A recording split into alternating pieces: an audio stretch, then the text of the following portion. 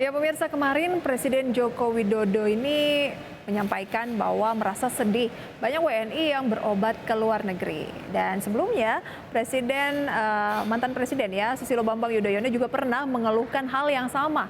Apa yang salah dengan layanan medis dan juga kesehatan di Indonesia? Apakah salah masyarakat Indonesia memilih berobat ke luar negeri?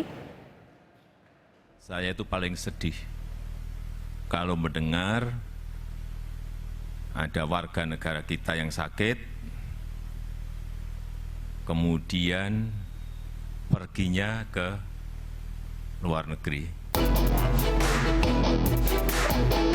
Siapa yang sangka berobat ke luar negeri menjadi tren tersendiri bagi sebagian masyarakat Indonesia ketika sakit. Meski Indonesia sudah mempunyai tenaga medis yang mumpuni, berbagai macam alasan yang membuat masyarakat Indonesia memutuskan berobat ke luar negeri. Mulai dari persoalan kualitas dan mutu tenaga medis dan layanan kesehatan yang dianggap lebih bagus, sampai tingkat kesembuhan yang diklaim lebih cepat. Akhir tahun 2021 lalu, Presiden Joko Widodo pernah mengatakan setidaknya ada sekitar 2 juta warga negara Indonesia berobat ke luar negeri setiap tahunnya. Akibat hal tersebut, Indonesia kehilangan potensi pemasukan lebih dari 100 triliun rupiah setiap tahunnya. Masalah kesehatan memang bukan perkara sederhana. Tidak sedikit dari masyarakat yang rela mengeluarkan uang lebih besar untuk kesembuhannya. Hal inilah yang harus menjadi cambuk bagi pemerintah untuk segera melakukan pembenahan baik dari sisi layanan medis, layanan kesehatan, ataupun tenaga kesehatannya. Berbagai sumber, iDaction.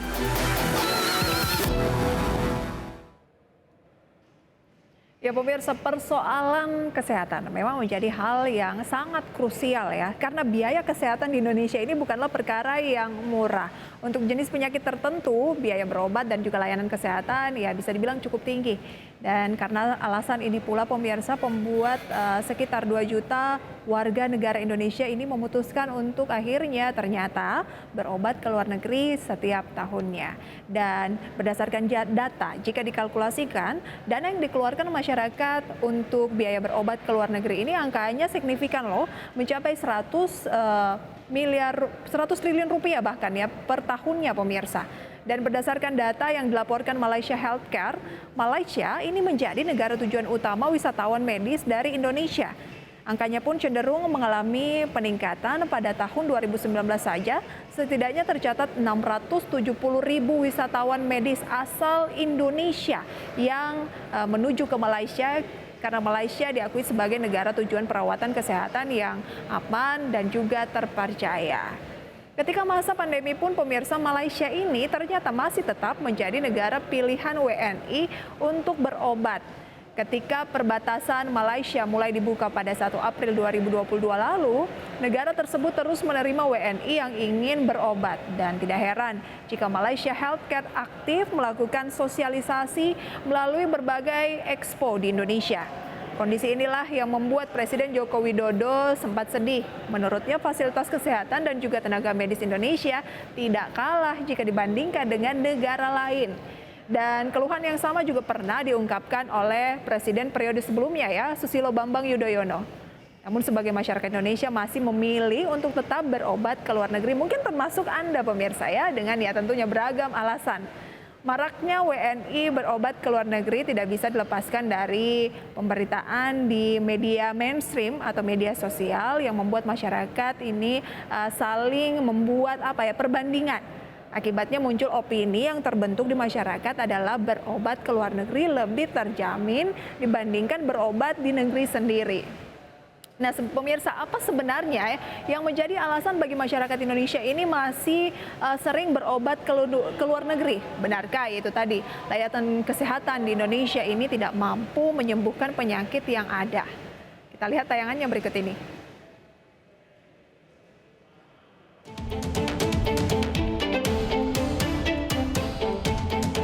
Banyaknya warga Indonesia yang memilih berobat ke luar negeri memang tidak bisa disalahkan karena setiap orang berhak memilih untuk berobat kemana saja. Namun banyaknya WNI ke luar negeri untuk berobat harus dijadikan momentum untuk melakukan pembenahan secara menyeluruh terkait layanan medis dan kesehatan. Beberapa faktor yang menjadi penyebab masyarakat berobat ke luar negeri, diantaranya adalah kekurangan mutu pelayanan dan pengawasan kesehatan di Indonesia, kecanggihan teknologi dan kesehatan, serta persoalan komunikasi dokter dan tenaga medis bantu.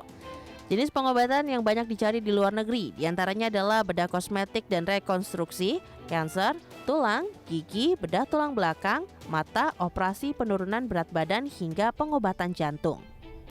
Kementerian Kesehatan terus melakukan berbagai upaya untuk melakukan transformasi layanan kesehatan di Indonesia. Salah satunya adalah menjalankan 5 pilar untuk transformasi layanan kesehatan di Indonesia.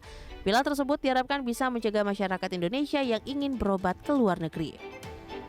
Berbagai sumber, IDEX Channel.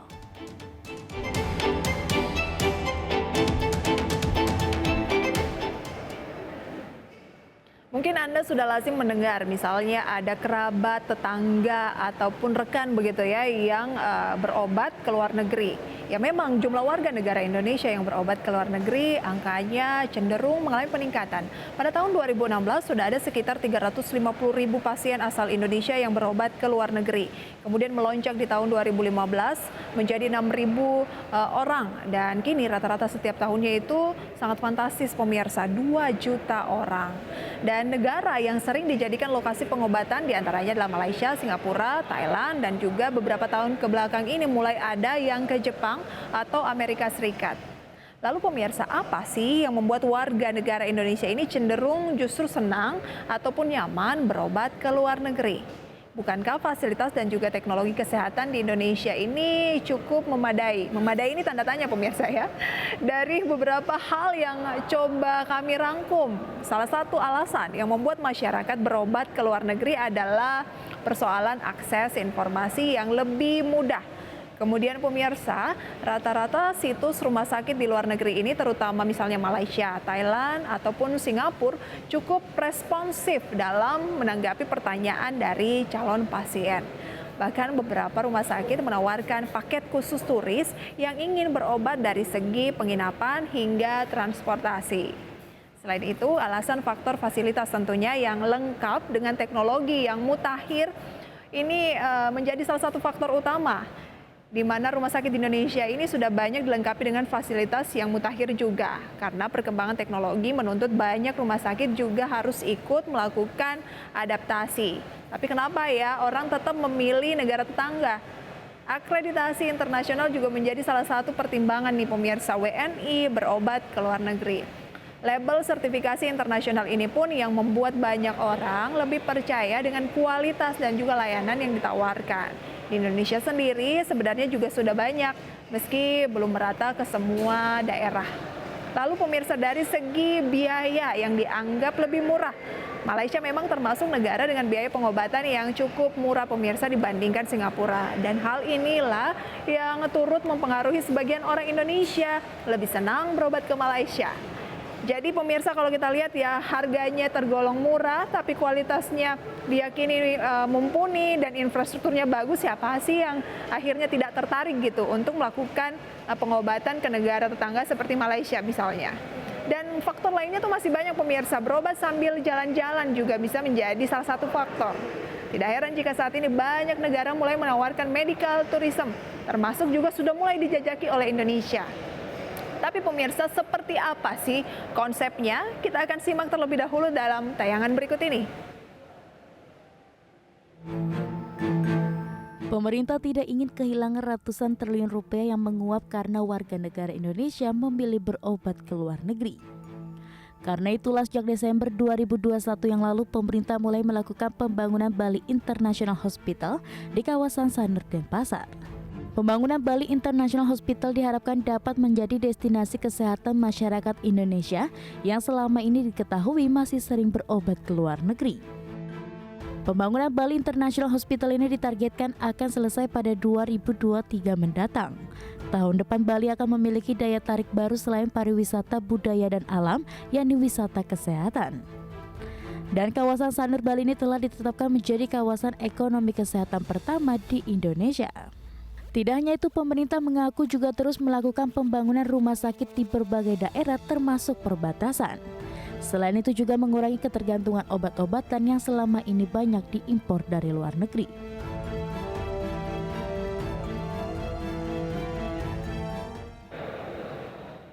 Jadi pemirsa, setiap tahunnya dana yang keluar dari Indonesia yang digunakan oleh masyarakat yang 2 juta orang tadi pemirsa untuk berobat ke luar negeri itu bisa mencapai 100 triliun per tahun. Dan pemerintah sadar betul bahwa sebenarnya ini adalah potensi yang besar. Dan untuk itu udah mulai tuh pengembangan medical tourism di tanah air pemirsa, di mana pemerintah pada dasarnya sudah menyiapkan rumah sakit internasional terutama pemirsa di Bali. Rumah sakit ini sudah dibangun sejak tahun kemarin dan ditargetkan bisa beroperasi pada 2023 mendatang. Nah, dengan adanya rumah sakit di Bali ini, masyarakat tidak hanya mendapatkan kebutuhan medis, tapi kebutuhan wisatanya juga bisa terpenuhi. Karena jika dilihat dari penjelasan sebelumnya, salah satu tujuan berobat ke luar negeri ternyata juga ada unsur wisatanya, ada unsur jalan-jalannya, berobat sekaligus jalan-jalan. Nah, selain itu, pemerintah juga terus mendorong nih agar rumah sakit di Indonesia ini terus meningkatkan kualitasnya.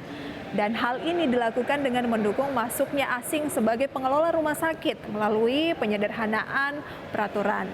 Pemerintah juga akan mendorong agar pekerja profesional asing dapat bisa bekerja di sektor kesehatan di dalam negeri. Dan langkah ini merupakan upaya pemerintah untuk mentransformasi layanan kesehatan di Indonesia. Pemerintah ingin meningkatkan jumlah layanan kesehatan dan juga mendorong distribusi yang lebih baik di seluruh Indonesia. Ya, transformasi utama kesehatan diharapkan ini mampu mendorong upaya pencegahan. Dan untuk merealisasikan hal tersebut, Kementerian Kesehatan fokus untuk mengedukasi pada 7 kampanye kesehatan yang utama. Transformasi untuk ketahanan sistem kesehatan juga penting pemirsa untuk dilakukan. Pilar ini diwujudkan dengan meningkatkan kapasitas produksi farmasi dan juga lab untuk pengentasan dan juga menambah tenaga kerja untuk respon saat keadaan darurat. Dari sisi pembiayaan, pemerintah juga akan melakukan pembenahan. Kementerian Kesehatan memastikan berbagai aktivitas untuk promosi dan juga preventif juga akan ikut serta dalam pembiayaan oleh BPJS Kesehatan. Selama ini BPJS hanya fokus pada penanganan aktivitas preventif. Sektor swasta diharapkan juga bisa ikut berpartisipasi nih melalui asuransi kesehatan yang akan disinergikan. Reformasi teknologi kesehatan juga tidak luput pemirsa dari perhatian pemerintah. Berbagai inovasi teknologi akan mengubah secara drastis industri kesehatan, bukan hanya telemedicine, tapi juga diagnostik kesehatan. Pemerintah juga akan mulai fokus pada pengembangan bioteknologi sebagai upaya memaksimalkan keberagaman genomik yang ada di Indonesia. Memang banyak sekali faktor pemirsa dan hal yang harus dibenahi oleh pemerintah dari lini manapun, baik itu dari pusat maupun pemerintah daerah. Tapi dengan perhatian yang besar dari apa yang disampaikan oleh Presiden Jokowi ini, semoga bisa ditransformasikan dengan baik dan kedepannya makin berkurang masyarakat Indonesia yang melakukan pengobatan ke luar negeri sehingga dana yang mengalir keluar ini bisa terserap di dalam negeri, pemirsa ya, tetapi ya diikuti dengan keamanan, kemudian juga teknologi, serta kepercayaan akan memperoleh kesehatan yang kualitasnya bisa sama dengan negara-negara tetangga. Semoga ini bisa menjadi referensi untuk Anda pemirsa. Kami juga akan segera kembali dengan informasi lainnya sesaat lagi.